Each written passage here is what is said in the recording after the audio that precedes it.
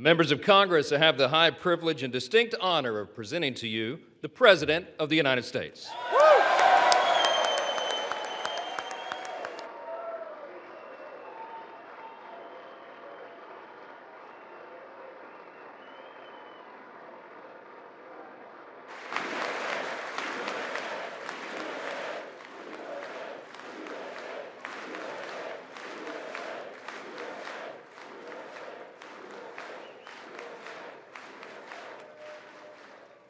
Well, thank you very much, everybody. It's really an honor. Speaker Johnson, Vice President Vance, First Lady of the United States,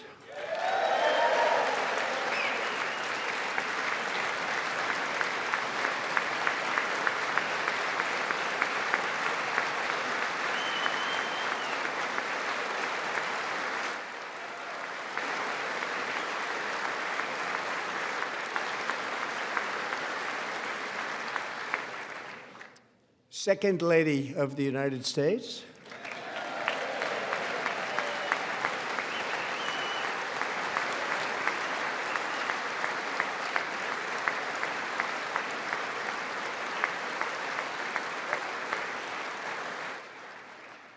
members of Congress, and my fellow Americans. Our nation is back, bigger, better, richer, and stronger than ever before.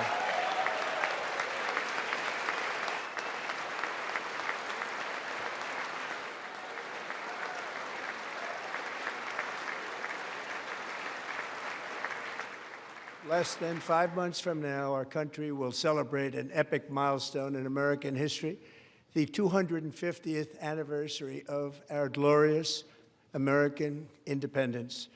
This July 4th, we will mark 2.5 centuries of liberty and triumph, progress and freedom in the most incredible and exceptional nation ever to exist on the face of the earth. And you've seen nothing yet. We're going to do better and better and better. This is the golden age of America.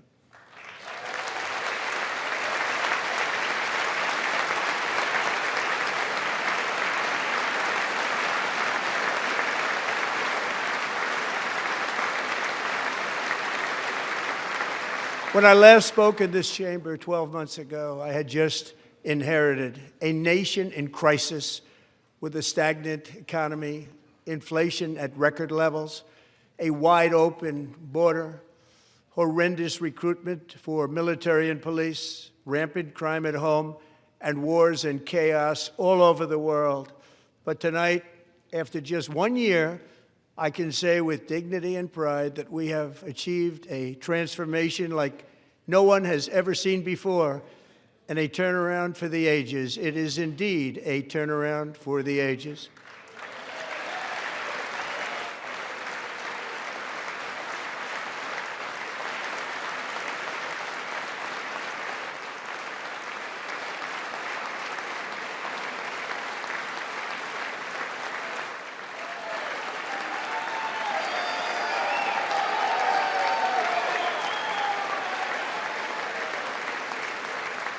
And we will never go back to where we were just a very short time ago. We're not going back. Today, our border is secure.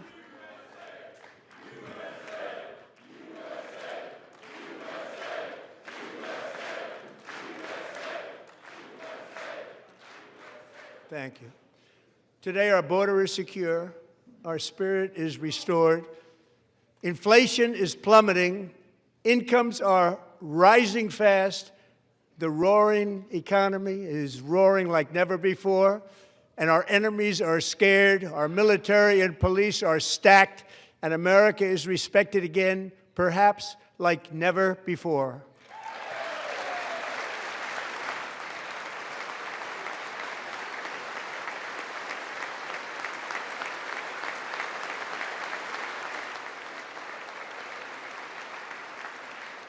After 4 years in which millions and millions of illegal aliens poured across our borders, totally unvetted and unchecked, we now have the strongest and most secure border in American history by far.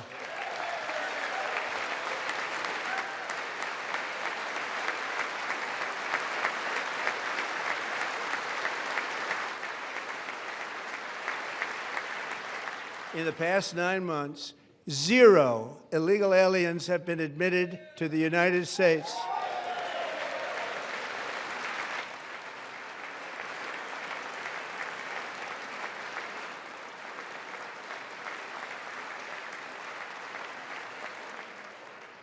But we will always allow people to come in legally, people that will love our country and will work hard to maintain our country.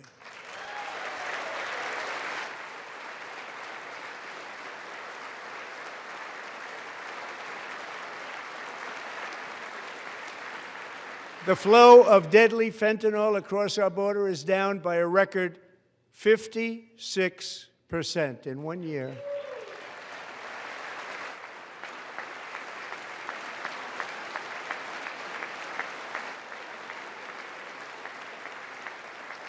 And last year, the murder rate saw its single largest decline in recorded history. This is the biggest decline, think of it, in recorded history, the lowest number in over 125 years, year 1900. In fact, substantially before my wonderful father, I had a wonderful father, Fred, before he was born, substantially before he was born.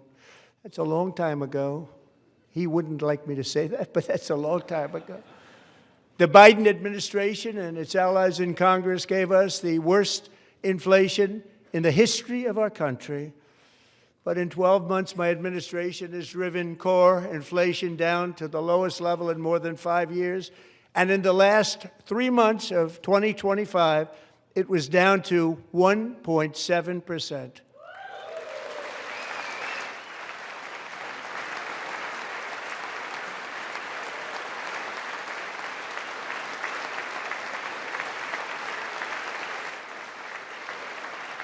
Gasoline, which reached a peak of over $6 a gallon in some states under my predecessor, it was quite honestly a disaster, is now below $2.30 a gallon in most states, and in some places, $1.99 a gallon. And when I visited the great state of Iowa just a few weeks ago, I even saw $1.85 a gallon for gasoline.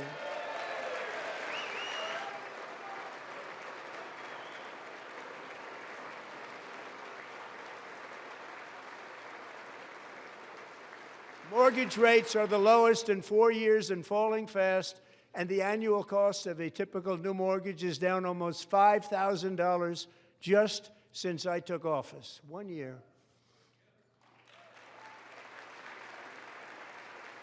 And low interest rates will solve the Biden-created housing problem while at the same time protecting the values of those people who already own a house that really feel rich for the first time in their lives. We want to protect those values. We want to keep those values up. We're going to do both.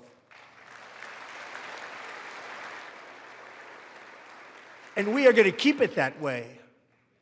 The stock market has set 53 all-time record highs since the election. Think of that, 1 year. Boosting pensions, 401ks, and retirement accounts for the millions and millions of Americans. They're all gaining. Everybody's up, way up. In 4 long years, the last administration got less than $1 trillion in new investment in the United States. And when I say less, substantially less. In 12 months, I secured commitments for more than $18 trillion pouring in from all over the globe.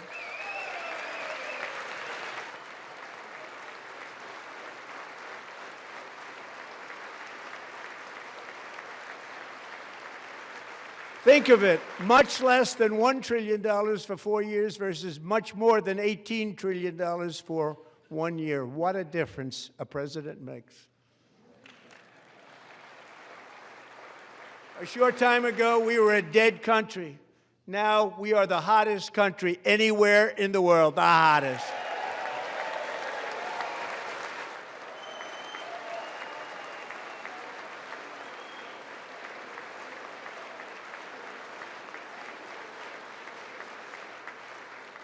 As thousands of new businesses are forming in factories, plants, and laboratories are being built, we have added 70,000 new construction jobs in just a very short period of time. It's getting bigger and bigger and stronger. Nobody can believe what they're watching. American oil production is up by more than 600,000 barrels a day, and we just received from our new friend and partner, Venezuela, more than 80 million barrels of oil.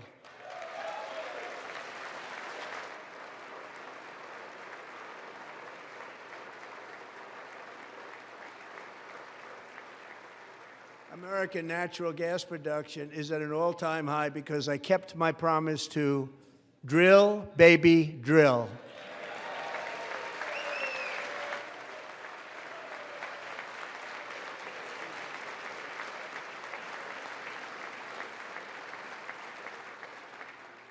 More Americans are working today than at any time in the history of our country. Think about that. Any time in the history of our country, more working today. And 100% of all jobs created under my administration have been in the private sector.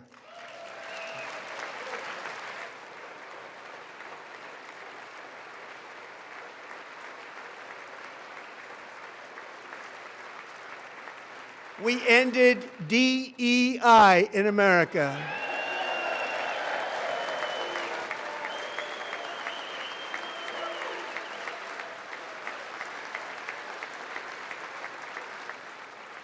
We cut a record number of job-killing regulations, and in 1 year we have lifted 2.4 million Americans, a record, off of food stamps.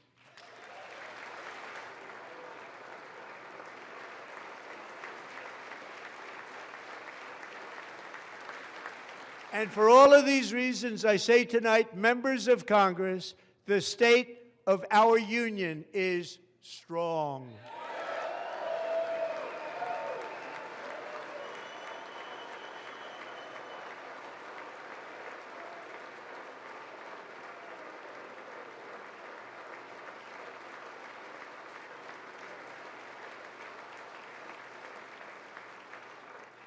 Our country is winning again. In fact, we're winning so much that we really don't know what to do about it. People are asking me, please, please, please, Mr. President, we're winning too much. We can't take it anymore. We're not used to winning in our country. Until you came along, we're just always losing, but now we're winning too much. And I say, no, no, no, you're going to win again. You're going to win big. You're going to win bigger than ever. And to prove that point, here with us tonight is a group of winners who just made the entire nation proud. The men's gold medal Olympic hockey team. Come on in.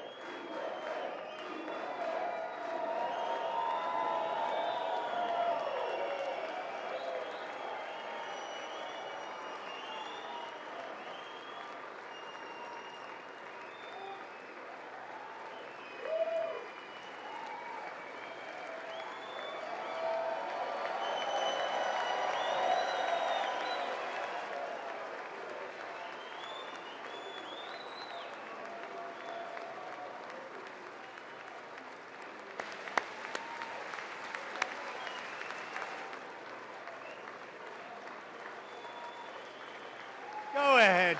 They do.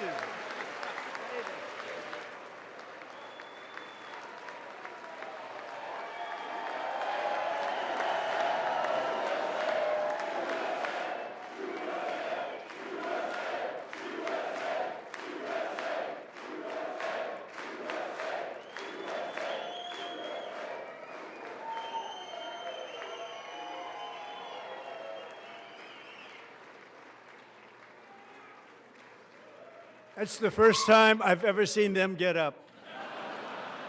And actually, not all of them did get up. But they beat a fantastic Canadian team in overtime, as everybody saw, as did the American women who will soon be coming to the White House.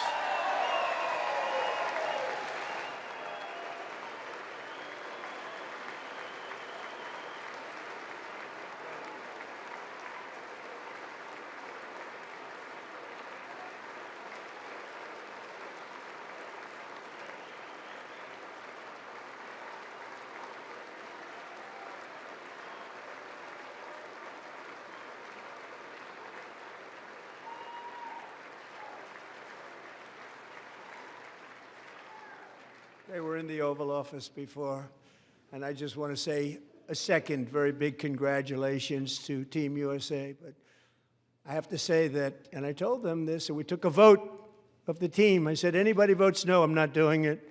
So they stood there, and they weren't about to say no, because I'd never seen a goaltender play as well as goalie Connor Hellebuck.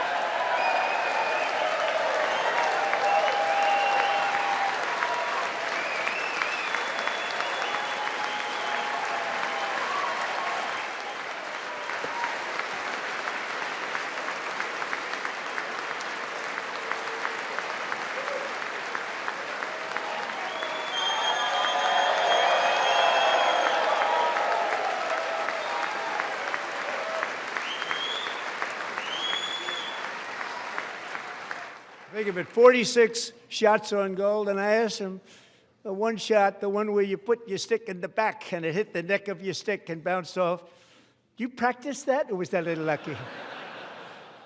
He refused to answer that question. But I just want to tell you that the members of this great hockey squad will be very happy to hear, based on their vote and my vote, and in this case my vote was more important, that I will soon be presenting Connor with our highest civilian honor, which we will be given and which has been given to many athletes over the years. But when I say many, not too many, like 12, it's called the highest civilian honor in our country, the Presidential Medal of Freedom.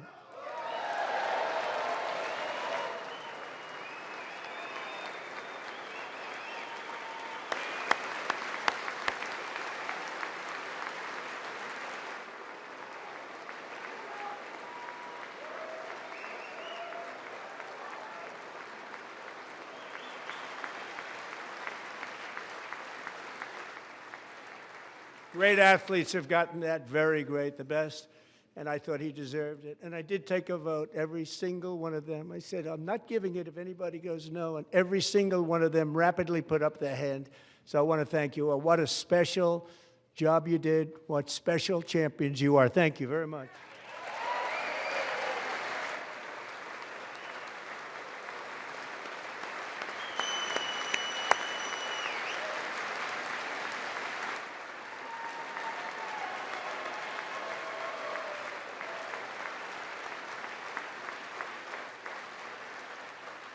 I'm also pleased to say that the next time the Olympic torch is lit, it will be here in America for the 2028 Olympics, and it's the summer version right in Los Angeles. We're going to do a good job in Los Angeles.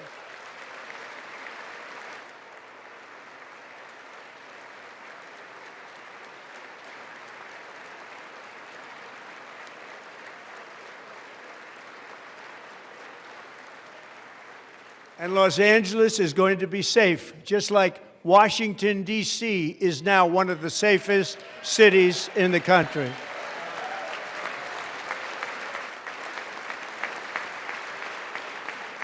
And this year, and I must say I got them both. I got them in my first term, and I was disappointed because I didn't think I'd be the president when this happened. But strange things took place. And now I've got them because I got the Olympics and I got the 2026 FIFA World Cup, and I wanted to claim the 250th, but I didn't get away with that one. I couldn't claim that one for myself. But we're getting the World Cup, so we have the World Cup and the Olympics coming, and that is exciting news.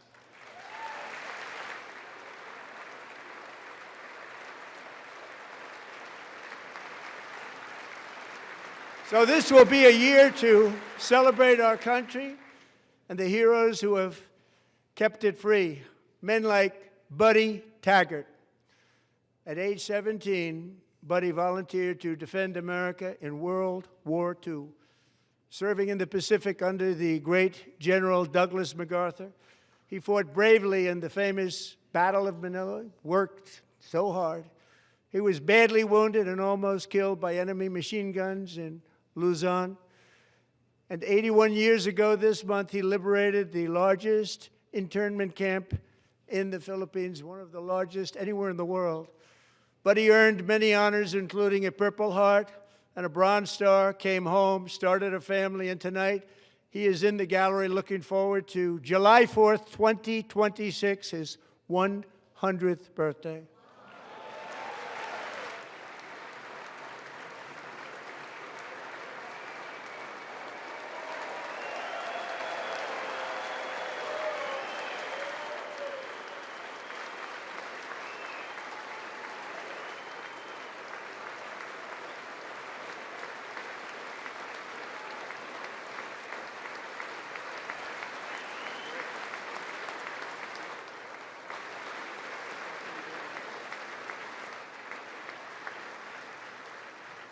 So, buddy, you're a brave man, and we salute you.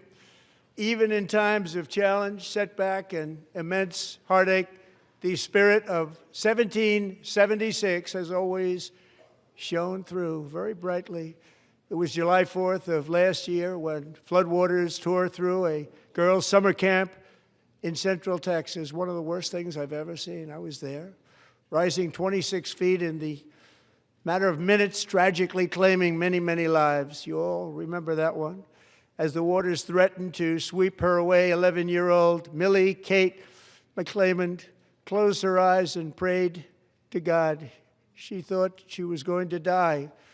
Those prayers were answered when Coast Guard rescue swimmer Scott Ruskin descended from a helicopter above. Nobody knew where he came from. It was Scott's first ever rescue mission, a young guy, but very brave, very, very top, always top in his class. And he lifted not just Millie Kate, but 164 others to safety.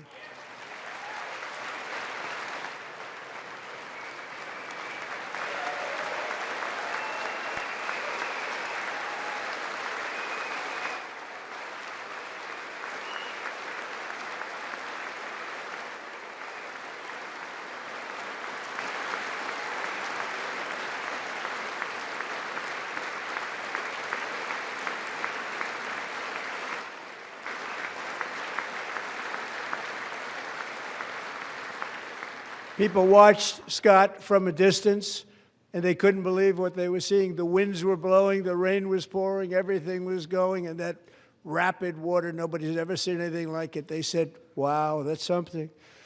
Tonight, Scott and Millie Kate are here together, reunited for the very first time. Thank you, Scott, Millie Kate.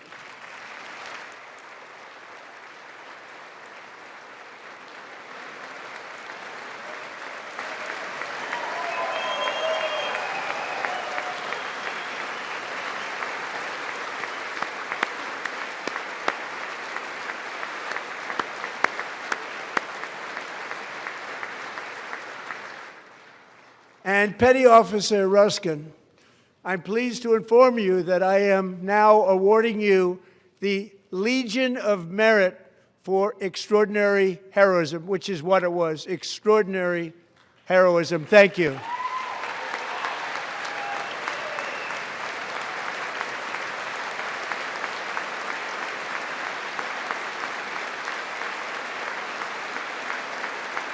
And I'd like to have the military aide to please come down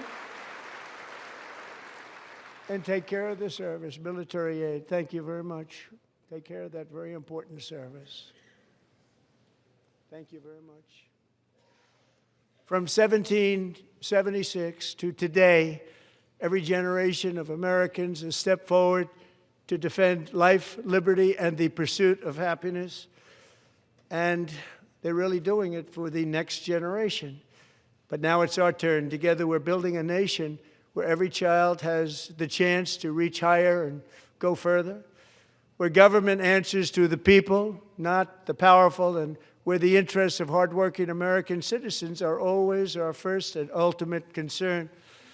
That is the debt we owe to the heroes who came before us, and that is the promise we must keep to America for our 250th year. Last year, I urged this Congress to begin the mission by passing the largest tax cuts in American history, and our Republican majorities delivered so beautifully. Thank you, Republicans.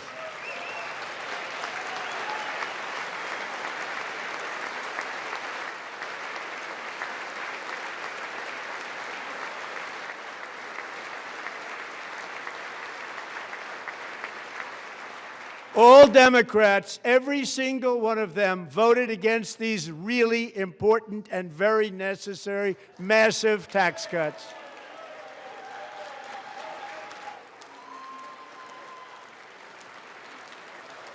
They wanted large-scale tax increases to hurt the people instead. But we held strong, and with the great, big, beautiful bill, we gave you no tax on tips, no tax on overtime, and no tax on Social Security for our great seniors.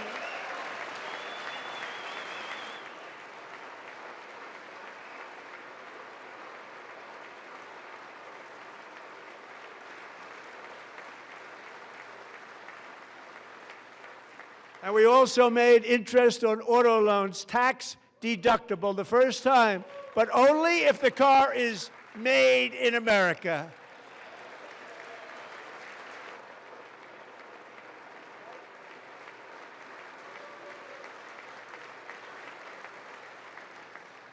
Recently in Pennsylvania, I met Megan Hemhauser, a devoted mom who's homeschools her children, beautiful, 2 children, during the day while waiting tables at night as her husband works overtime operating very heavy equipment.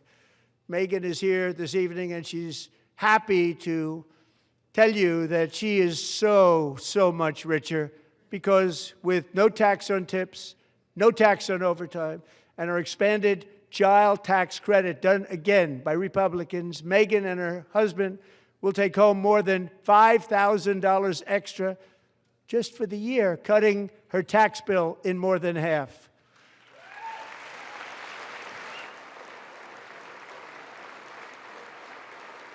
Megan, please stand up. We're fighting for you, Megan.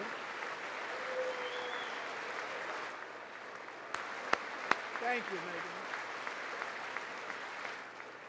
Thank you, Megan. We're fighting for you, Megan. Under our bill, parents like Megan can also activate their children's brand new Trump accounts. And I didn't name it. I did not name it. I did not name that.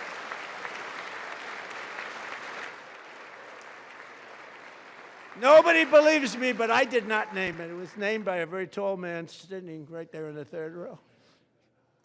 Nice man, a good man.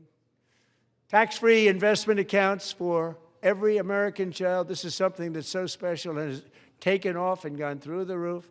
Millions will be pre-funded courtesy of the U.S. Treasury and private individuals like Michael and Susan Dell, who have donated $6.25 billion to fund the Trump accounts for 25 million American children. They're great people.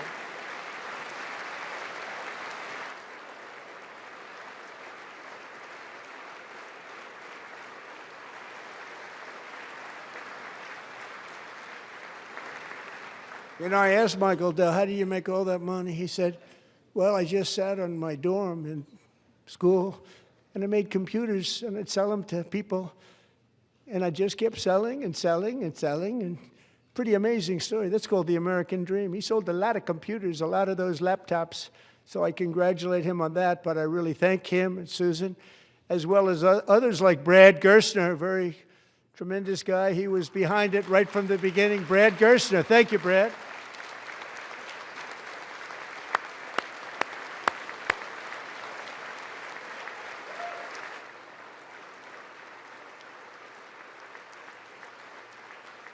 So with modest additional contributions, these young people's accounts could grow to over $100,000 or more by the time they turn 18. Think of it. How much money is that for somebody that started with nothing?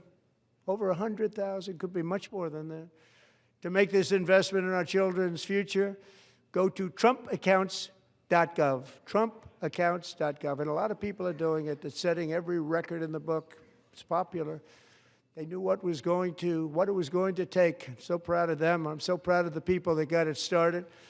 And now it's just taken off. One of the primary reasons for our country's stunning economic turnaround, the biggest in history, where the Dow Jones broke 50,000 4 years ahead of schedule, and the S&P hit 7,000, where it wasn't supposed to do it for many years, were tariffs. I used these tariffs, took in hundreds of billions of dollars to make great deals for our country, both economically and on a national security basis. Everything was working well. Countries that were ripping us off for decades are now paying us hundreds of billions of dollars. They were ripping us so badly, you all know that. Everybody knows it. Even the Democrats know it. They just don't want to say it. And yet these countries are now happy, and so are we. We made deals. The deals are all done. And they're happy. They're not making money like they used to, but we're making a lot of money. There was no inflation, tremendous growth. And the big story was how Donald Trump called the economy correctly, and 22 Nobel Prize winners in economics didn't. They got it totally wrong. They got it really wrong. And then just 4 days ago, an unfortunate ruling from the United States Supreme Court. It just came down. It came down. Very unfortunate ruling. But the good news is that almost all countries and corporations want to keep the deal that they already made, right, Scott? Knowing that the legal power that I, as president, have to make a new deal could be far worse for them, and therefore they will continue to work along the same successful path that we had negotiated before the Supreme Court's unfortunate involvement. So despite the disappointing ruling, these powerful country-saving, it's saving our country, the kind of money we're taking in, peace-protecting. Many of the wars I settled was because of the threat of tariffs. I wouldn't have been able to settle them without. Will remain in place under fully approved and tested alternative legal statutes. And they have been tested for a long time. They're a little more complex, but they're actually probably better, leading to a solution that will be even stronger than before. Congressional action will not be necessary. It's already time-tested and approved. And as time goes by, I believe the tariffs paid for by foreign countries will, like in the past, substantially replace the modern-day system of income tax, taking a great financial burden off the people that I love.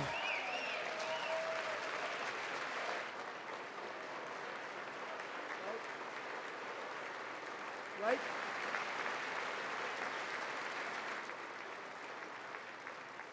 Moving forward, factories, jobs, investment, and trillions of dollars will continue pouring into the United States of America because we finally have a president who puts America first. I put America first. I love America.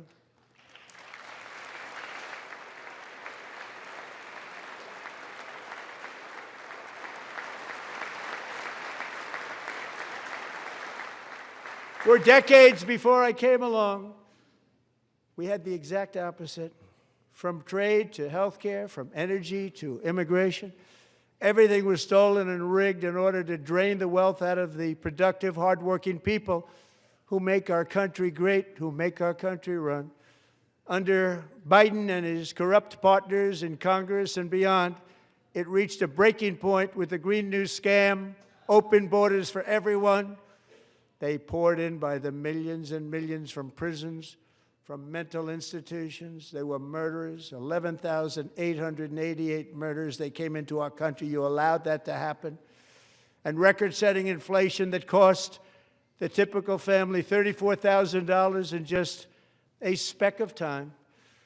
Now the same people in this chamber who voted for those disasters suddenly used the word affordability, a word. They just used it. Somebody gave it to them, knowing full well that they caused and created the increased prices that all of our citizens had to endure. You caused that problem. You caused that problem.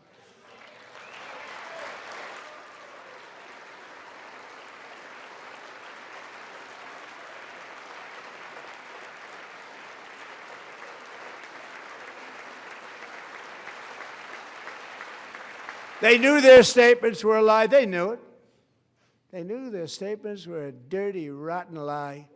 Their policies created the high prices Our policies are rapidly ending them. We are doing really well. Those prices are plummeting downward.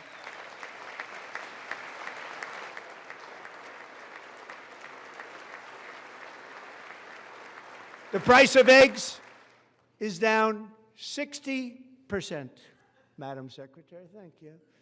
The cost of chicken, butter, fruit, hotels, automobiles, rent is lower today than when I took office by a lot. And even beef, which was very high, is starting to come down significantly. Just hold on a little while. We're getting it down. And soon you will see numbers that few people would think were possible to achieve just a short time ago. Nobody can believe when they see the kind of numbers, and especially energy, when they see energy going down to numbers like that, they cannot believe it. It's like another big tax cut. I'm also confronting one of the biggest ripoffs of our times, the crushing cost of health care caused by you. Since the passage of the Unaffordable Care Act, sometimes referred to as Obamacare, big insurance companies have gotten rich. It was meant for the insurance companies, not for the people. With our government giving them hundreds and hundreds of billions of dollars a year as their stock prices soared 1,000, 1,200, 1,400, and even 1,700%, like nothing else. That's why I introduced the great health care plan. I want to stop all payments to big insurance companies and instead give that money directly to the people so they can buy their own health care, which will be better health care at a much lower cost.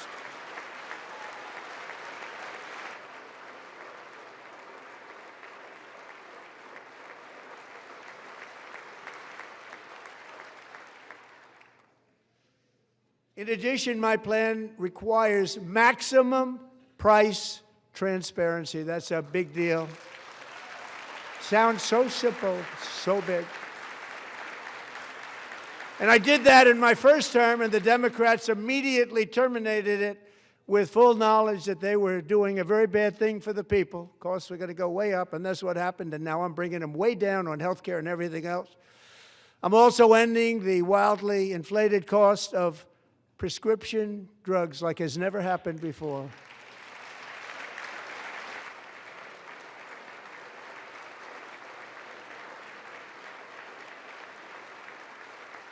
Other presidents tried to do it, but they never could. They tried. Most didn't try, actually. But they tried. They said they tried. They couldn't do it. They didn't even come close. They were all talk and no action, but I got it done. Under my just enacted most favored nation agreements, Americans who have for decades paid by far the highest prices of any nation anywhere in the world for prescription drugs will now pay the lowest price anywhere in the world for drugs. Anywhere, the lowest price.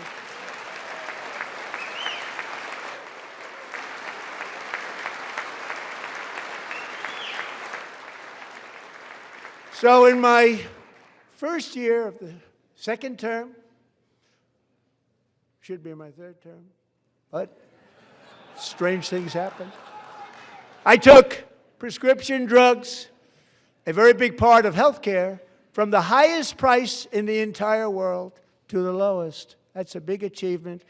The result is price differences of 300, 400, 500, 600% and more, all available right now at a new website called TrumpRx.gov. And I didn't name that one either, by the way.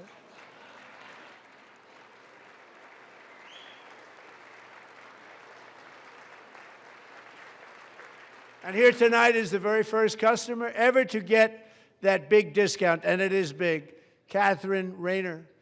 For 5 years, she and her husband have struggled with infertility, and they turned to IVF. One drug has been costing Catherine $4,000 to purchase, but a few weeks ago, she logged onto the TrumpRx website and got that same drug that cost $4,000, got it for under $500. A reduction of much more, actually, than $3,500. Catherine, we are all praying for you, and you're going to be a great mom.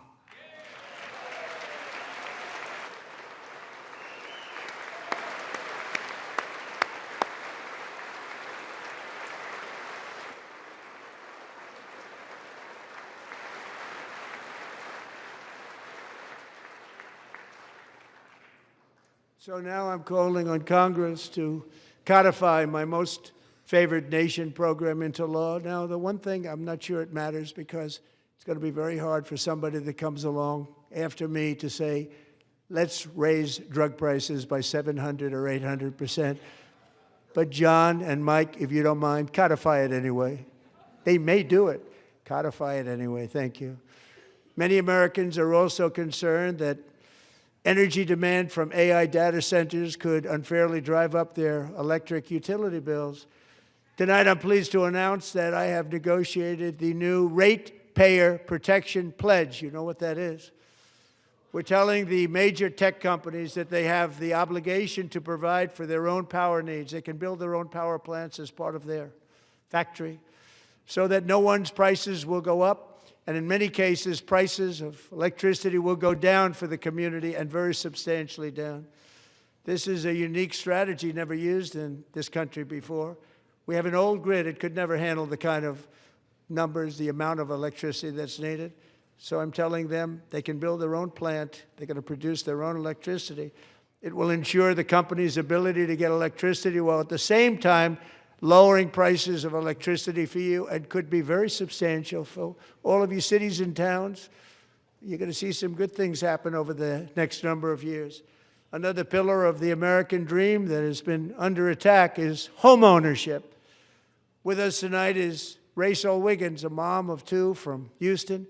She placed bids on 20 homes and lost all of those bids to gigantic investment firms that bypassed inspection, paid all cash, and turned those houses into rentals, stealing away her American dream. She was devastated. Stories like this are why last month I signed executive order to ban large Wall Street investment firms from buying up in the thousands single-family homes.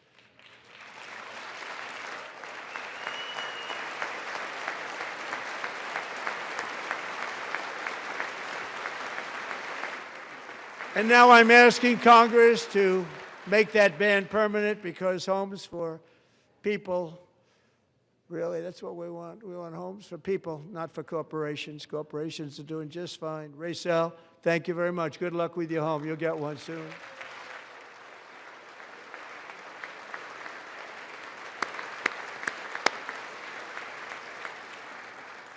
We're also working to make it easier for Americans to save for retirement. And under this administration, we will always protect Social Security and Medicare. They are not protecting it for our seniors. We will always protect Social Security, Medicare, Medicaid.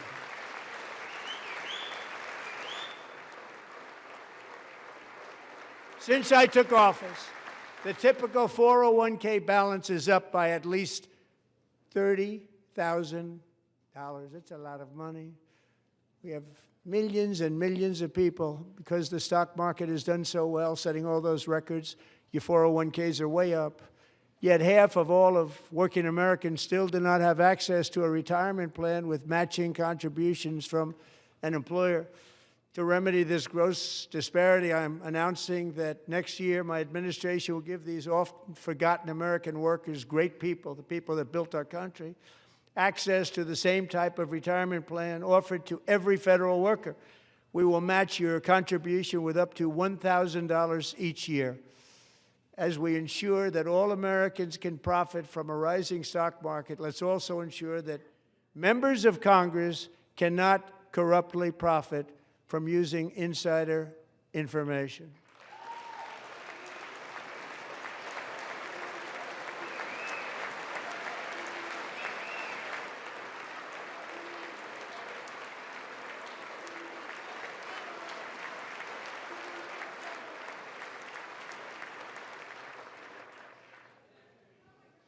They stood up for that. I can't believe it.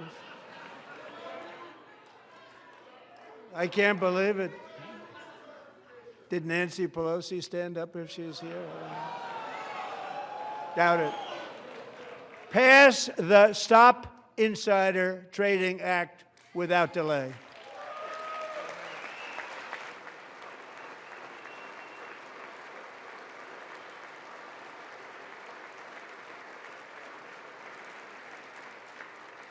I wasn't sure if anybody even on this side was going to applaud for that. I'm very impressed. Thank you. I'm very impressed.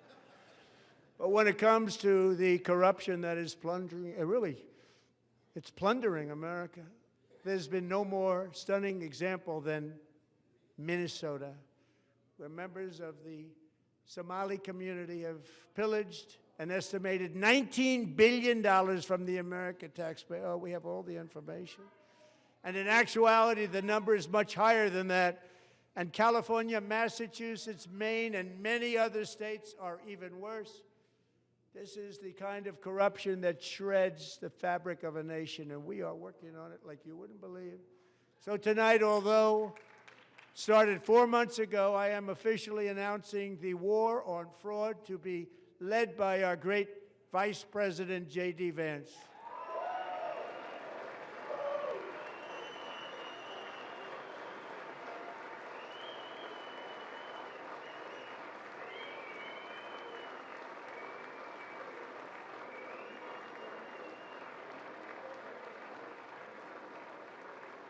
He'll get it done. If we're able to find enough of that fraud, we will actually have a balanced budget overnight. It'll go very quickly. That's the kind of money you're talking about. We'll balance our budget.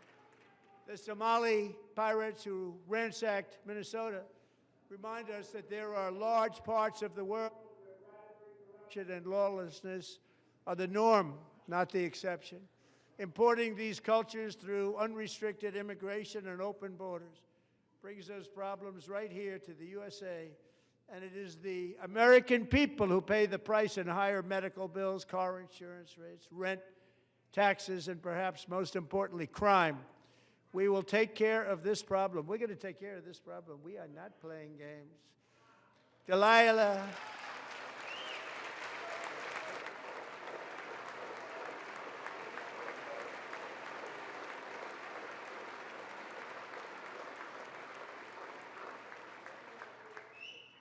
Delilah Coleman was only 5 years old in June 2024 when an 18-wheel tractor trailer plowed into her stopped car traveling at 60 miles an hour or more.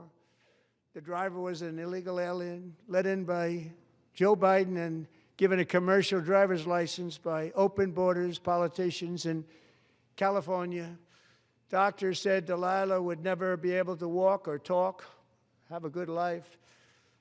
She wouldn't even be able to eat again. But against all odds, she is now in the first grade learning to walk. And she's here this evening with her dad, Marcus, a fantastic man. Delilah, please, you are a great inspiration. Please stand up.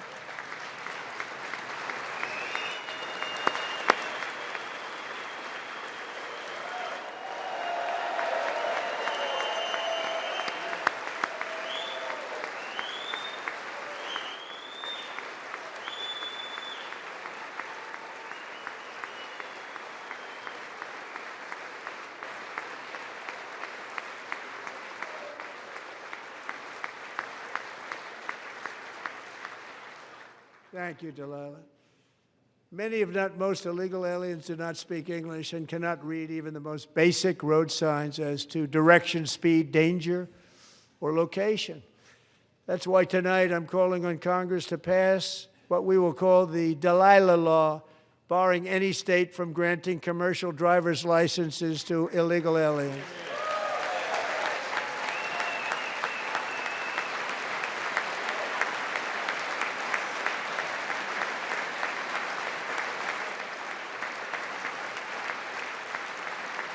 And yesterday, as you probably saw at the White House, I hosted a ceremony with Americans who lost their treasured loved ones to the scourge of illegal immigration. People came into our country, how we allowed this to happen with our open borders.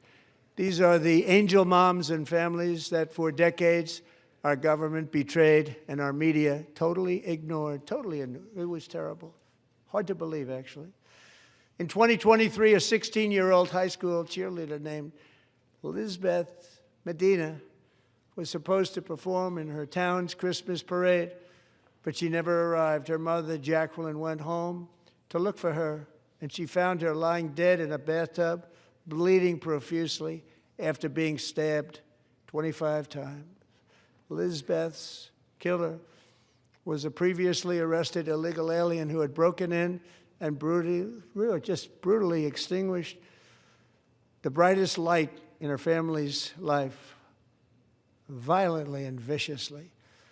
Her heartbroken mother is in the gallery to remind everyone in this chamber exactly why we are deporting illegal alien criminals to our country at record numbers, and we're getting them the hell out of here fast. We don't want them.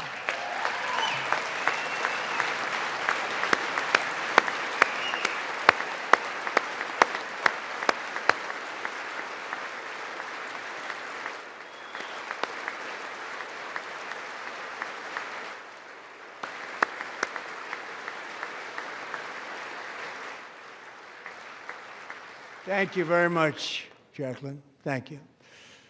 We can never forget that many in this room not only allowed the border invasion to happen before I got involved, but indeed they would do it all over again if they ever had the chance. If they ever got elected, they would open up those borders to some of the worst criminals anywhere in the world. The only thing standing between Americans and a wide open border right now is President Donald J. Trump and our great Republican patriots in Congress. Thank you. Thank you.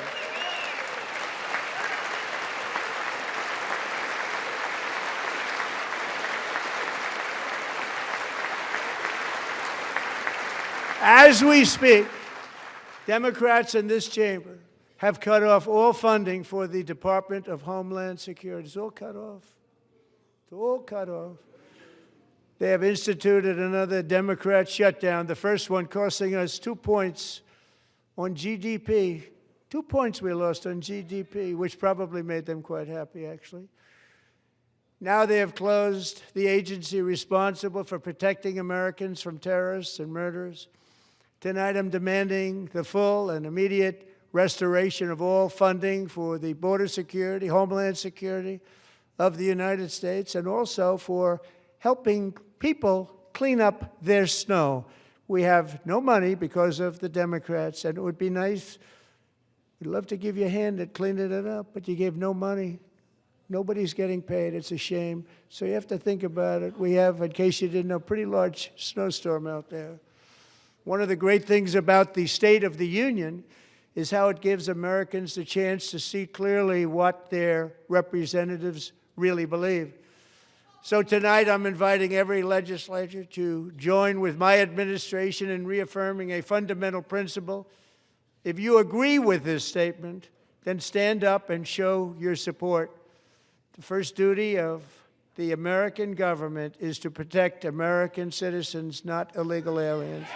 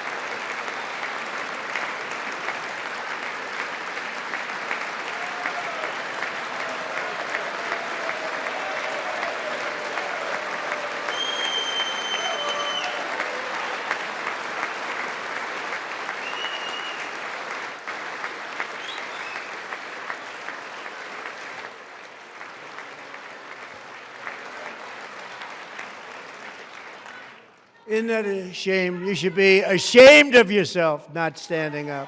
You should be ashamed of yourself. That is why I'm also asking you to end deadly sanctuary cities that protect the criminals and enact serious penalties for public officials who block the removal of criminal aliens. In many cases, drug lords, murderers all over our country, they're blocking the removal of these people out of our country, and you should be ashamed of yourself.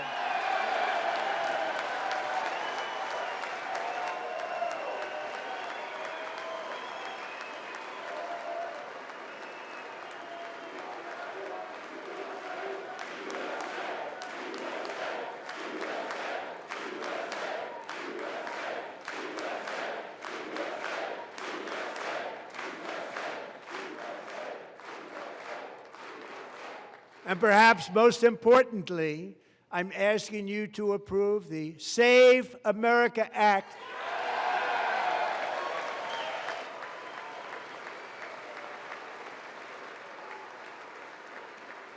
To stop illegal aliens and others who are unpermitted persons from voting in our sacred American elections. That cheating is rampant in our elections. It's rampant. It's very simple. All voters must show voter ID.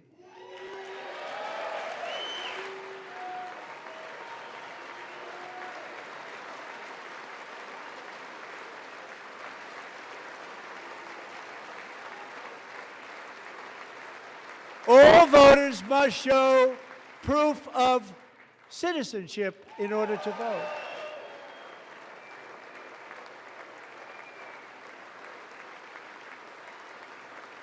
And no more crooked mail-in ballots except for illness, disability, military, or travel. None. And this should be an easy one. And by the way, it's polling at 89%, including Democrats, 89%.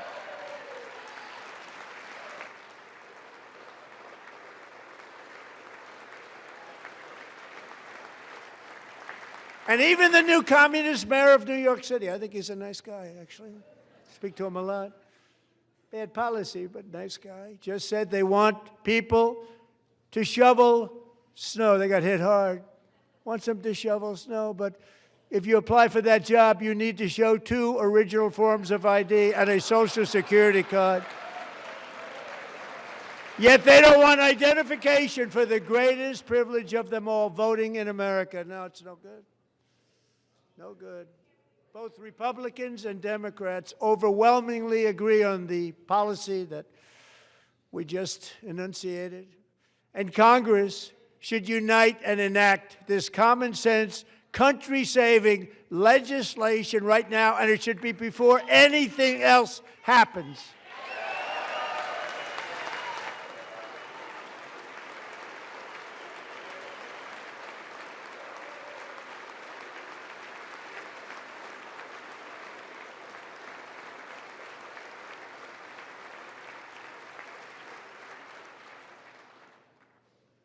And the reason they don't want to do it, why would anybody not want voter ID? One reason, because they want to cheat. There's only one reason.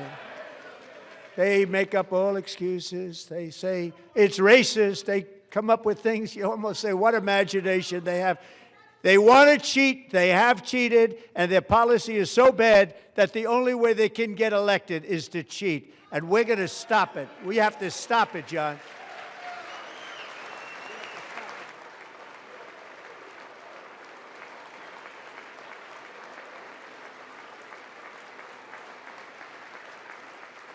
And here is one more opportunity to show common sense in government. In the gallery tonight are Sage Blair and her mother, Michelle. In 2021, Sage was 14 when school officials in Virginia sought to socially transition her to a new gender, treating her as a boy and hiding it from her parents. Hard to believe, isn't it? Before long, a confused Sage ran away from home after she was found in a horrific situation in Maryland A left-wing judge refused to return Sage to her parents because they did not immediately state that their daughter was their son. Sage was thrown into an all-boys state home and suffered terribly for a long time. But today, all of that is behind them because Sage is a proud and wonderful young woman with a full-ride scholarship to Liberty University. Sage and Michelle, please stand up.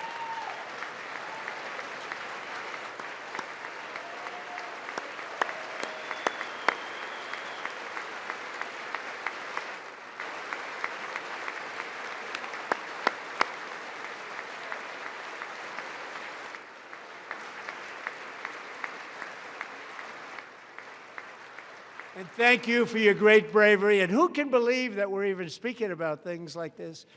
15 years ago, if somebody was up here and said that, they'd say, what's wrong with him? But now we have to say it because it's going on all over numerous states without even telling the parents.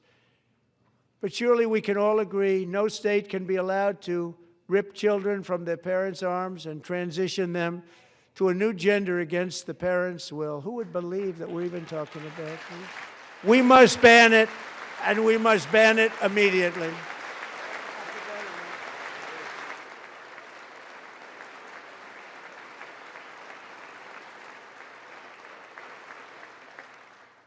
Look, nobody stands up.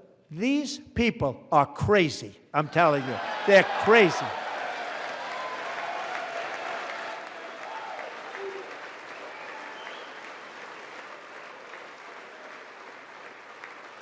Amazing, incredible. Boy, oh boy. We're lucky we have a country. With people like this, Democrats are destroying our country, but we've stopped it just in the nick of time, didn't we? Huh?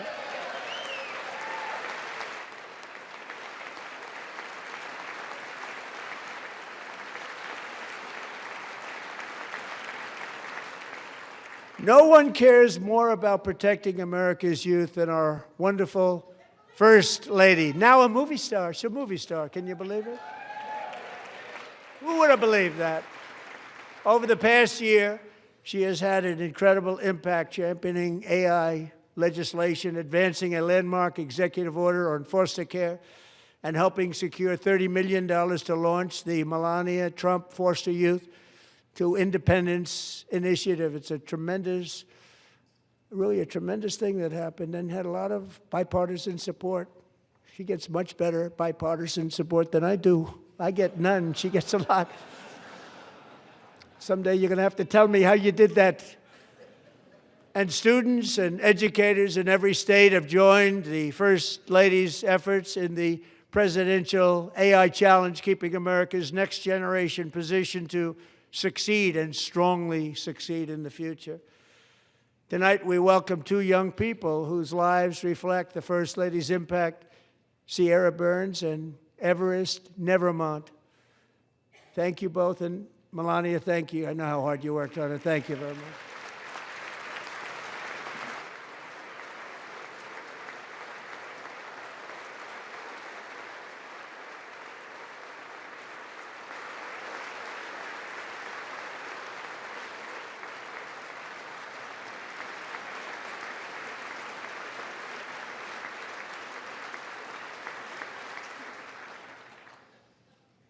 I'm very proud to say that during my time in office, both the first 4 years and in particular this last year, there has been a tremendous renewal in religion, faith, Christianity, and belief in God.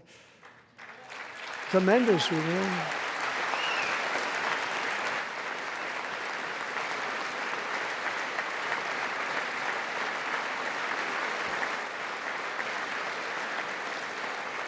This is especially true among young people, and a big part of that had to do with my great friend, Charlie Kirk, a great guy, great man.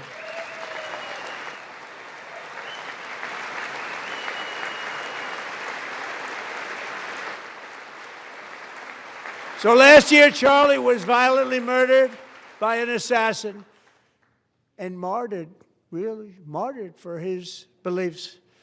His wonderful wife, Erica, is with us tonight. Erica, please stand.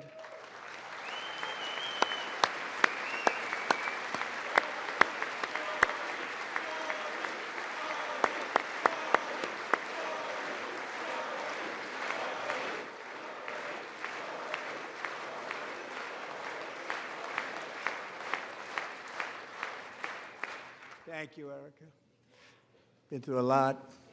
In Charlie's memory, we must all come together to reaffirm that America is one nation under God, and we must totally reject political violence of any kind.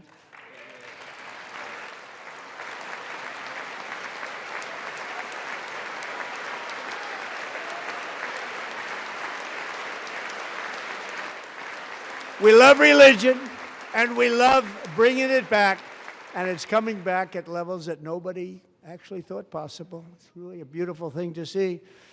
Above all, unleashing America's promise requires keeping our communities safe. We have made incredible strides, yet dangerous repeat offenders continue to be released by pro-crime Democrat politicians again and again. We are honored to be joined tonight by a woman who's been through hell, Anya Zarutska. In 2022, she and her beautiful daughter, so beautiful, what a beautiful young woman, Irina, fled war-torn Ukraine to live with relatives near Charlotte, North Carolina. And by the way, what's going on with Charlotte? Last summer, 23-year-old Irina was riding home on the train when a deranged monster who had been arrested over a dozen times and was released through no cash bail, stood up and viciously slashed a knife through her neck and body. No one will ever forget. There were people on that train. No one will ever forget the expression of terror on Irina's face as she looked up at her attacker in the last seconds of her life. She died instantly. She had escaped a brutal war only to be slain by a hardened criminal set free to kill in America, came in through open borders. Mrs. Zarutska, tonight I promise you we will ensure justice for your magnificent daughter, Irina.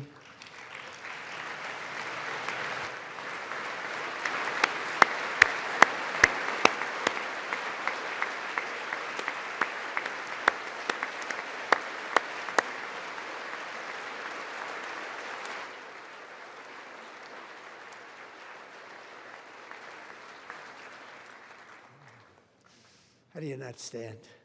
How do you not stand? I'm asking this Congress to pass tough legislation to ensure that violent and dangerous repeat offenders are put behind bars, and importantly, that they stay there.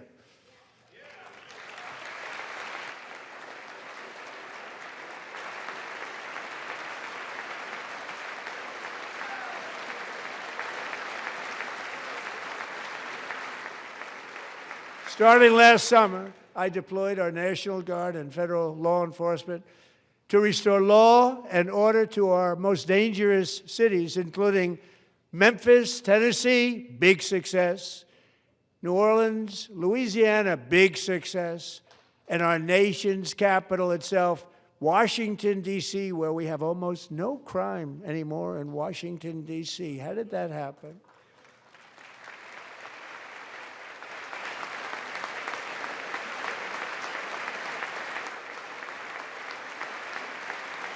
In fact, crime in Washington is now at the lowest level ever recorded, and murders in D.C. this January were down close to 100% from a year ago.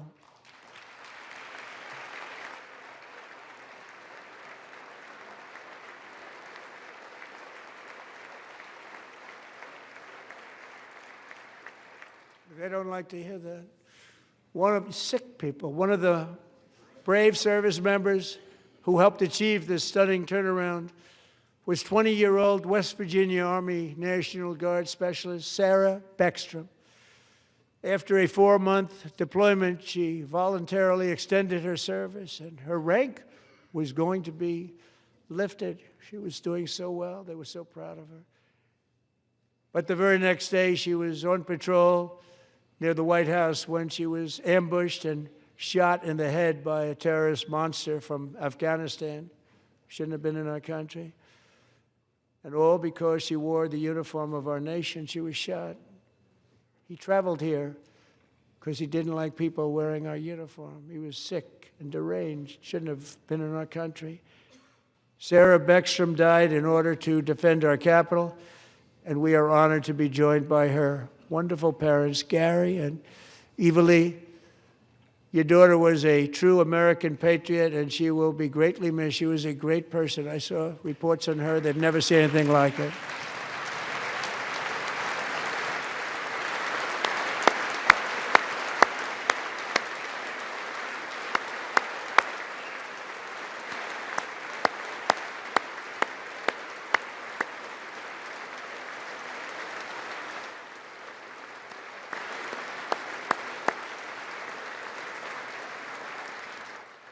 So sorry. Thank you very much. She's a great young lady. I saw reports that were like, perfect. She was perfect. Serving alongside Sarah that day was Staff Sergeant Andrew Wolf. The terrorist shot Andrew in the head, and no one thought he could possibly make it. The two of them, Sarah and Andrew, both shot violently in the head. Neither was expected to make it. They weren't even given a chance, except his wonderful mother, named Melody, who I spoke to the same night, and she was so positive. The doctors thought that Andrew was gone, but his mother said, no, no, Mr. President, Andrew will be fine. He's going to make it. I've never seen anything like it. I mean, he was given almost no chance.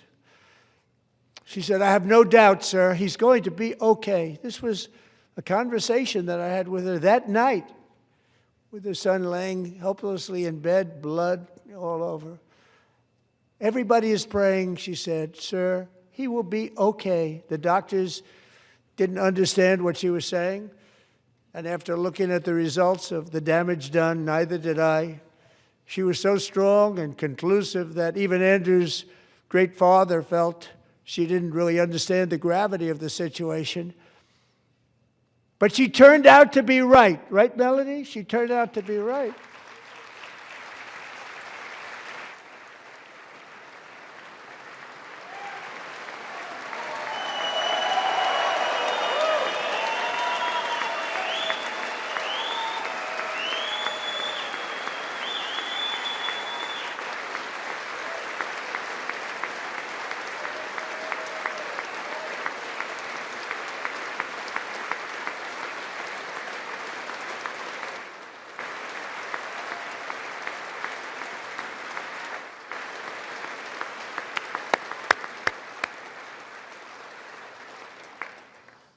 Amazing, actually.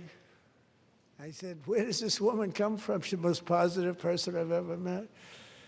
With God's help, Andrew has battled back from the edge of death, and we're talking about the edge of death, on his way to a miraculous recovery. He's got a little work to do, but he's doing great. Nice to see you. He's a good-looking guy. Nice to see you. Thanks, Andrew. Thank you very much.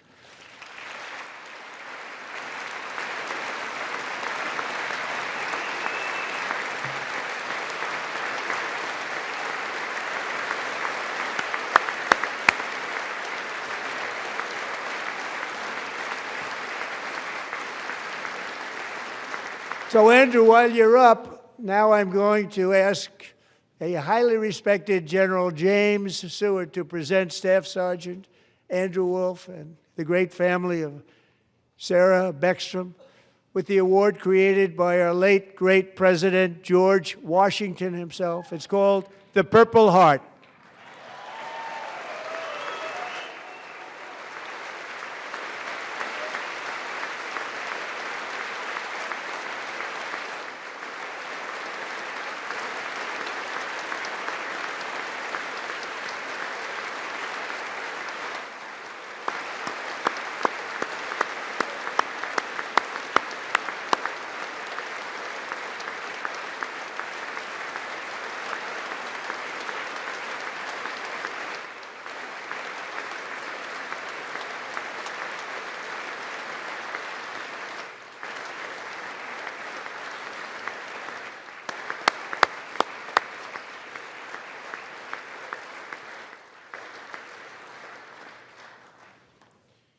We love you all.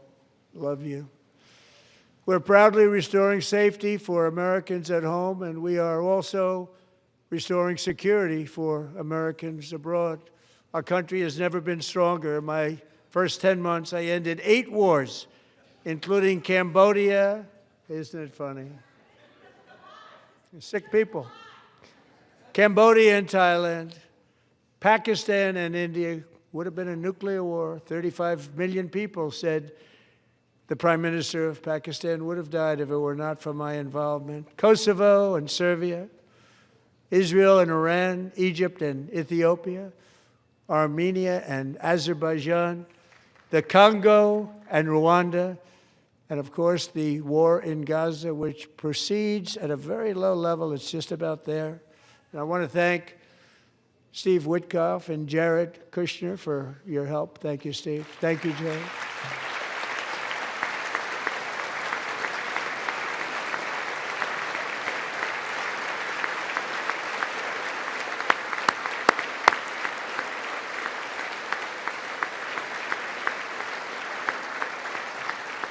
And I also want to thank the man they report to, Secretary of State Marco Rubio. Thank you, Marco.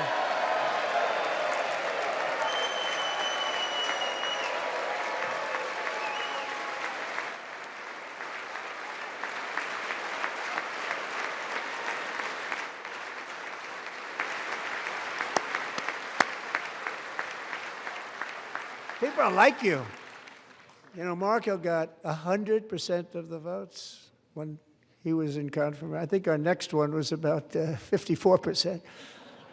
And some of the Democrats are now saying, I can't believe we approved that guy. And he said it's an honor that they feel that way, right, Marco? You have done a great job, great Secretary of State. I think he'll go down as the best ever.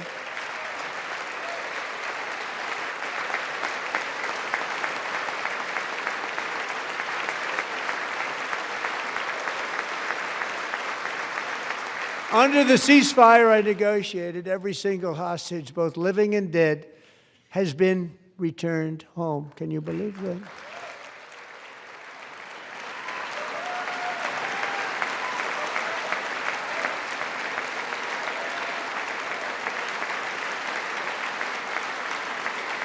Nobody thought it was possible. Nobody thought that was possible. Both living and dead. And those parents who had a dead son, their boy, they'd always tell me their boy, they wanted him as much as though he were living. It was an amazing period of time. And they came back, and when we got all of the living hostages back, and many, many before them, but I always said those last 20 are going to be very tough, but we got many, many more, hundreds. But I said those last 20 are going to be tough. We got them back. But we only got back 14 or 15 of the dead of the 28. And believe it or not, Hamas worked along with Israel, and they dug and they dug and they dug. It's a tough thing to do, going through bodies all over, passing up 100 bodies sometimes for each one that they found. Tough job. And they finally got it back to 27. And then Steve and Jared, they got it back to 28. They found all 28. Nobody thought that was possible, but we did it. And I remember the family of the 28th. They were so grieved, but they were so happy as it's possible to be. They had their boy back. The mother said, "Sir, we have our boy back." What a period of time that was, but we got them all back. So thank you both very much. Great job.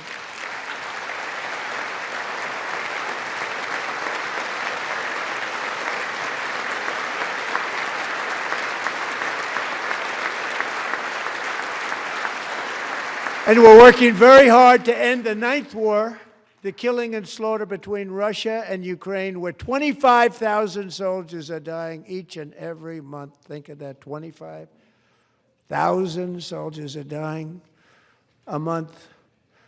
A war which would have never happened if I were president, would have never happened. As president, I will make peace wherever I can, but I will never hesitate to confront threats to America wherever we must. That's why in a breakthrough operation last June, the United States military obliterated Iran's nuclear weapons program with an attack on Iranian soil known as Operation Midnight Hammer.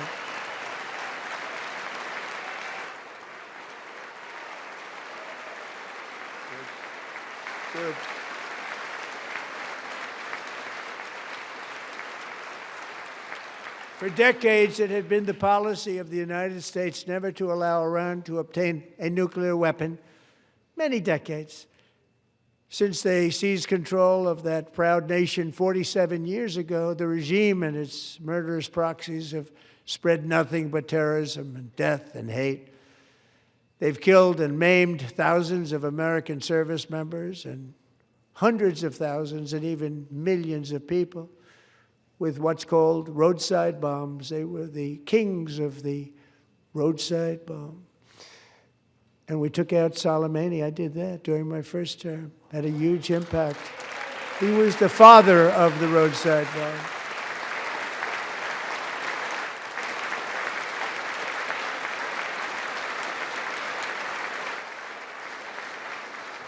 And just over the last couple of months with the protests, they've killed at least, it looks like, 32,000 protests. 32,000 protesters in their own country. They shot them and hung them. We stopped them from hanging a lot of them with the threat of serious violence. But this is some terrible people. They've already developed missiles that can threaten Europe and our bases overseas, and they're working to build missiles that will soon reach the United States of America. After Midnight Hammer, they were warned to make no future attempts to rebuild their weapons program, and in particular, nuclear weapons. Yet they continue. They're starting it all over. We wiped it out, and they want to start all over again, and are at this moment again pursuing their sinister ambitions. We are in negotiations with them. They want to make a deal, but we haven't heard those secret words. We will never have a nuclear weapon. My preference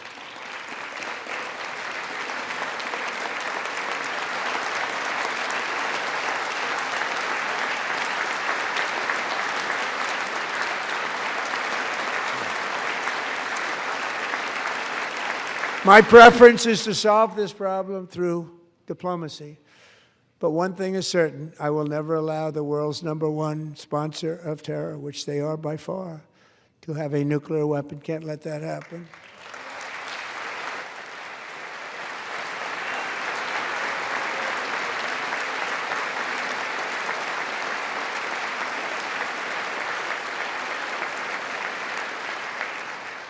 And no nation should ever doubt America's resolve. We have the most powerful military on earth. I rebuilt the military in my first term. We're going to continue to do so. Also, we just approved a $1 trillion budget. We have no choice. We have to be strong, because hopefully we will seldom have to use this great power that we built together. It's really called peace through strength, and it's been very, very effective.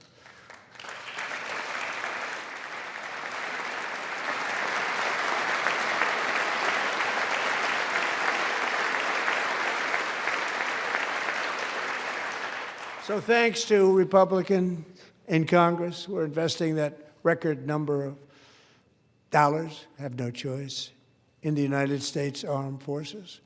Also creating a lot of jobs, but we're not even doing it for that reason.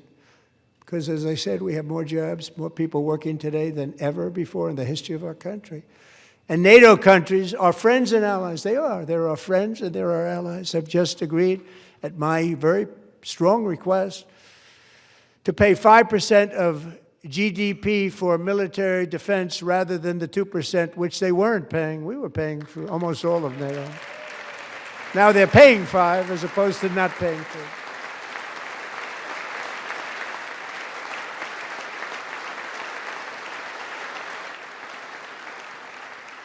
And getting that 5% was something which everyone said would never be done, could not happen. We got it really easily with one meeting.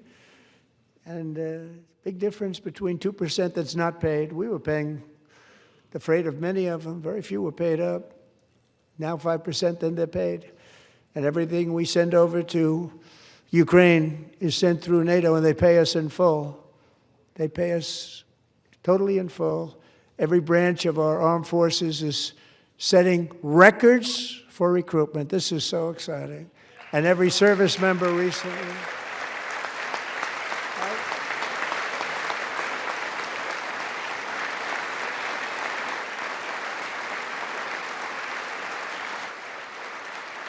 And every service member recently received a warrior dividend of $1,776.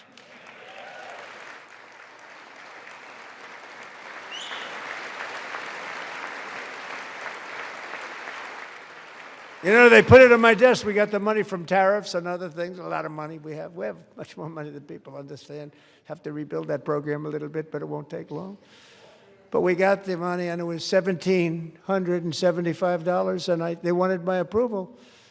And I said, what's the number? $1,775. I said, wait a minute. For $1 more, we can have $1,776. It's going to I said, we're going to figure that. I never asked anybody if we could afford it. $1 more. I said, $1,776. And I said, that's good. And I'll tell you what, our military, that was 4 months ago, our military, I never see a person in the military that doesn't thank me for it. So we're honored to do it. They deserve it. And we call it 1776. It was great. And we love our military. We love our law enforcement. We love our firemen. You know, the firemen don't get mentioned enough. We love our firemen. We're also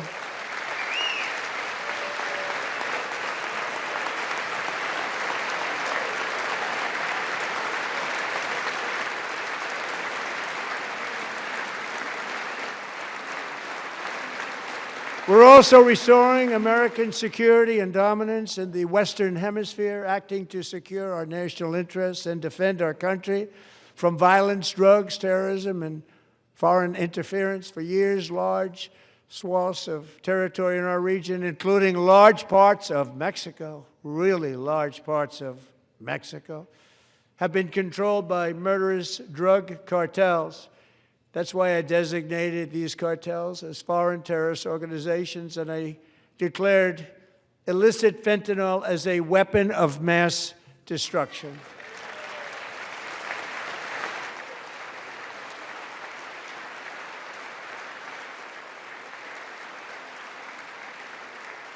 And with our new military campaign, we have stopped record amounts of drugs coming into our country and virtually stopped it completely coming in by water or sea. You probably noticed that. We very seriously damaged their fishing industry also. Nobody wants to go fishing anymore.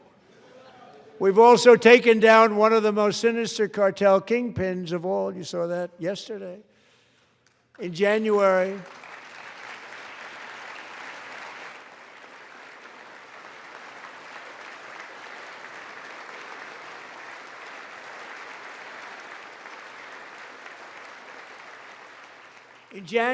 elite American warriors carried out one of the most complex, spectacular feats of military competence and power in world history. No one's seen anything like it. Foreign leaders, I won't tell you who, called me and they said, very impressive, very good. They couldn't believe, they all watched, they saw what happened. This is a different fighting force that we had years ago when we fought to tie. You know, it's a great fighting force. I'm so proud of it.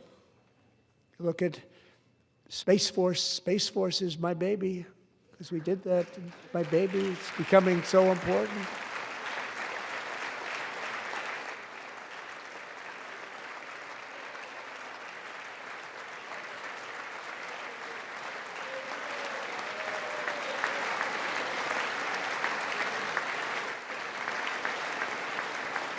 And America's armed forces overwhelmed all defenses and utterly defeated an enemy, good fighters, to end the reign of outlaw dictator Nicolas Maduro and bring him to face American justice.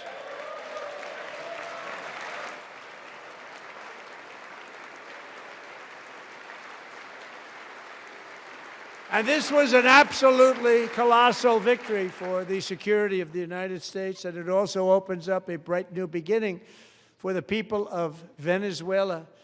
We're working closely with the new president of Venezuela, Delcy Rodriguez, to unleash extraordinary economic gains for both of our countries and to bring new hope to those who have suffered so terribly. They really did suffer. With us tonight is Alejandro Gonzalez. She grew up in a tight-knit Venezuelan family and was especially close to her beloved Uncle Enrique, But after Enrique ran for office and opposed Maduro, he was kidnapped by Maduro's security forces and thrown into the regime's really infamous prison in Caracas. Alejandro feared she would never see her uncle again. She feared for her own life also. But since the raid, we have worked with the new leadership, and they have ordered the closure of that vile prison and released hundreds of political prisoners already, with more to come. Alejandro, I'm pleased to inform you that not only has your uncle been released, but he is here tonight. We brought him over to celebrate his freedom with you in person. Enrique, please come down.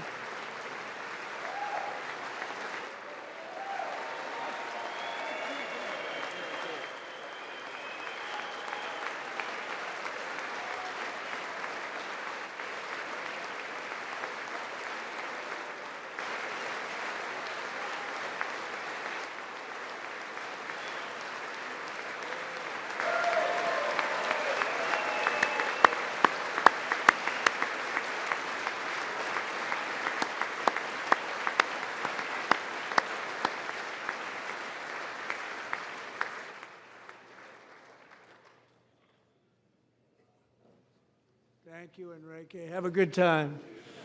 Nice to have you back, Enrique. There were many heroes on that January raid to capture Maduro, really great heroes. It was very dangerous. They knew we were coming. They were all set.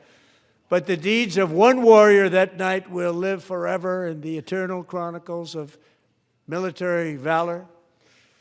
Chief Warrant Officer 5, Eric Slover, planned the mission and was the flight lead in the cockpit of the first helicopter, a big, beautiful, powerful helicopter. It was a massive Chinook carrying, as you can imagine, many, many American warfighters.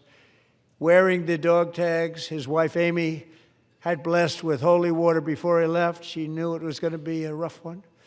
Eric steered the Chinook under the cover of night and descended swiftly upon Maduro's heavily protected military fortress. This was a major military installation, protected by thousands of soldiers and guarded by Russian and Chinese military technology. How did that work out? Not too good. While preparing to land, enemy machine guns fired from every angle, and Eric was hit very badly in the leg and hip, one bullet after another. He absorbed 4 agonizing shots, shredding his leg into numerous pieces. And yet, despite the fact that the use of his legs was vital to successful helicopter flight, legs are the most important part of flying a helicopter, to deliver the many commandos who would capture and detain Maduro was the only thing Eric was thinking about. Then, even as he was gushing blood, which was flowing back down the aisle, helicopter lands at a steep angle. The machine gun stood right in front of him. They were right in front of him, 2 machine gunners who escaped the wrath of the previous planes. Eric maneuvered his helicopter with all of those lives and souls to face the enemy and let his gunners eliminate the threat. Turned the helicopter around so the gunners could take care of business, saving the lives of his fellow warriors from what could have been a catastrophic crash deep in enemy territory. Only after safely landing the helicopter with all the warriors aboard in the exact right spot, which was vital to the mission. We probably would have had to maybe cancel the mission if that didn't happen. Eric told his co-pilot, also wounded, but not as gravely, to take over. I'm about ready to pass out. The success of the entire mission and the lives of his fellow warriors hinge on Eric's ability to take the searing pain. It was unbelievable what's happened to his legs of the bullets and keep on flying and landing, and people knew what was happening. Everybody in the back of the helicopter knew because they saw the blood pouring down the aisle. Chief Warrant Officer Slover is still recovering from his serious wounds, but I'm thrilled to say that he is here tonight with his wife, Amy, Eric, and Amy. Come on in.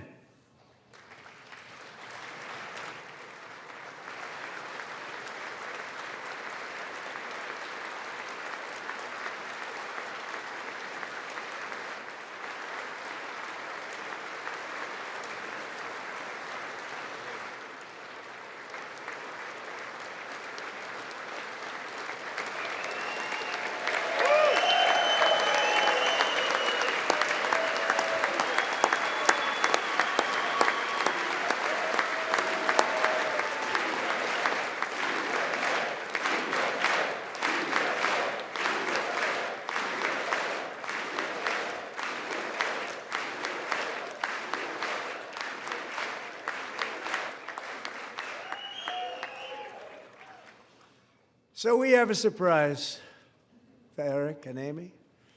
In recognition of Eric's actions above and beyond the call of duty, I would now like to ask General Jonathan Braga to present Chief Warrant Officer Slover with our nation's highest military award, the Congressional Medal of Honor.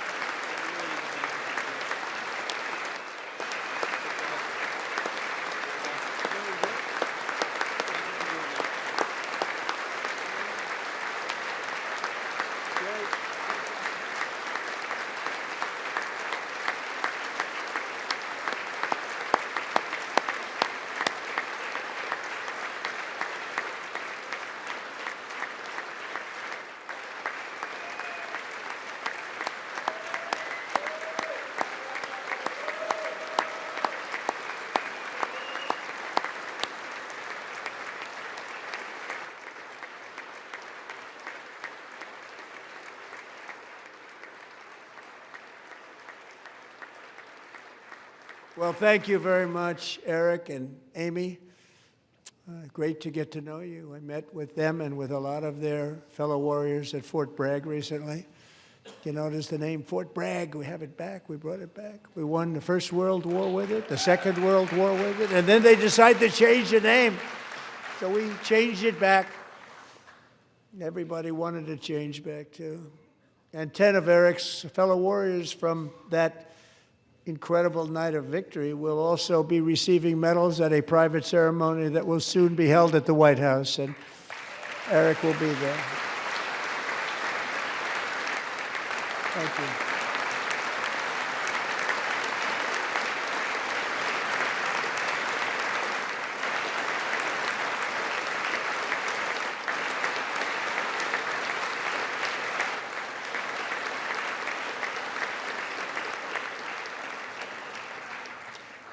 Thank you, Eric.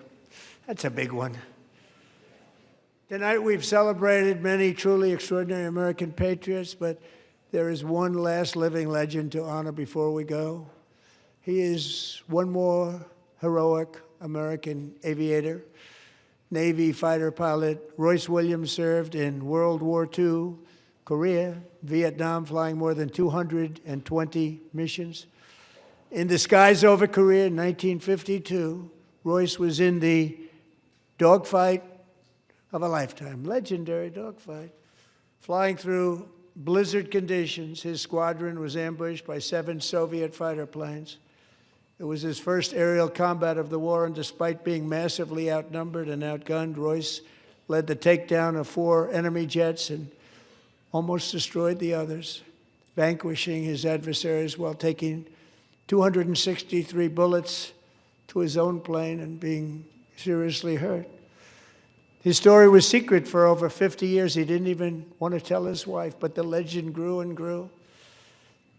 But tonight, at 100 years old, this brave Navy captain is finally getting the recognition he deserves. He was a legend long before this evening. Royce, please stand up, and I will ask the First Lady of the United States to present Captain Royce Williams with his Congressional Medal of Honor.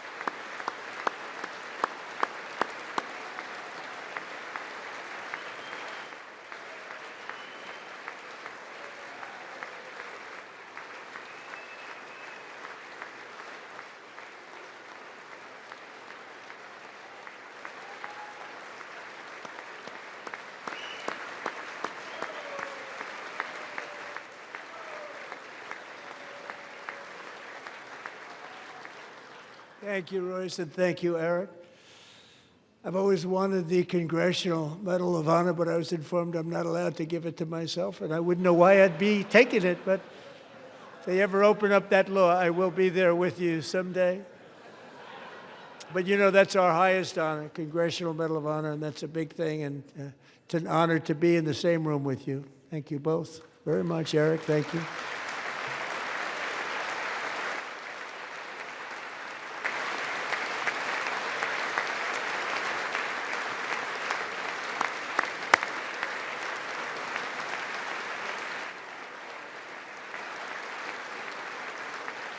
Thank you. 250 years is a long time in the life of a nation, but in another sense, it's really a mere moment in the eye of history. Two of the gentlemen we met in the gallery this evening took their first breaths 1 century ago, 100 years before that, on July 4th, 1826, the author of the Declaration of Independence, brilliant, Thomas Jefferson, drew his last breath. Just a single long human lifespan separates the giants who declared and won our independence from the heroes who stand among us tonight. Everything our nation has done, everything we have achieved, has been the work of those few great lifetimes. In those brief chapters, Americans built this nation from 13 humble colonies into the pinnacle of human civilization and human freedom, the strongest, wealthiest, most powerful, most successful nation in all of history. Americans ventured out across the daunting and dangerous continent. We carved paths through an unforgiving wilderness, settled a boundless frontier, and tamed the beautiful but very, very dangerous Wild West. From empty marshes and wide open plains, we raised up the world's greatest cities. Together, we mastered the world's mightiest industries and shattered history's monstrous tyrannies. And we liberated millions from the chains of fascism, communism, oppression, and terror. Americans lifted humanity into the skies on the wings of aluminum and steel And then we launched mankind into the stars on rockets powered by sheer American will and unyielding American pride. We wired the globe with our ingenuity. We captivated the planet with American culture. And now we are pioneering the next great American breakthroughs that will change the entire world. All of this and so much more is the enduring legacy, unmatched glory of the hardworking patriots who built and defended this country and who still carry the hopes and freedoms on all of humanity's backs. For years they were forgotten, betrayed, and cast aside. But that great betrayal is over, and they will never be forgotten again. Because when the world needs courage, daring, vision, and inspiration, it is still turning to America. And when God needs a nation to work his miracles, he knows exactly who to ask. There is no challenge Americans cannot overcome, no frontier too vast for us to conquer, no dream too bold for us to chase, no horizon too distant for us to claim. For our destiny is written by the hand of providence, and these first 250 years were just the beginning. From the rugged border towns of Texas to the heartland villages of Michigan, from the sun-kissed shores of Florida to the endless fields of the Dakotas, and from the historic streets of Philadelphia to right here in our nation's capital, Washington, D.C., the golden age of America is upon us. The revolution that began in 1776 has not ended. It still continues because the flame of liberty and independence still burns in the heart of every American patriot. And our future will be bigger, better, brighter, bolder, and more glorious than ever before. Thank you, God bless you, and God bless America.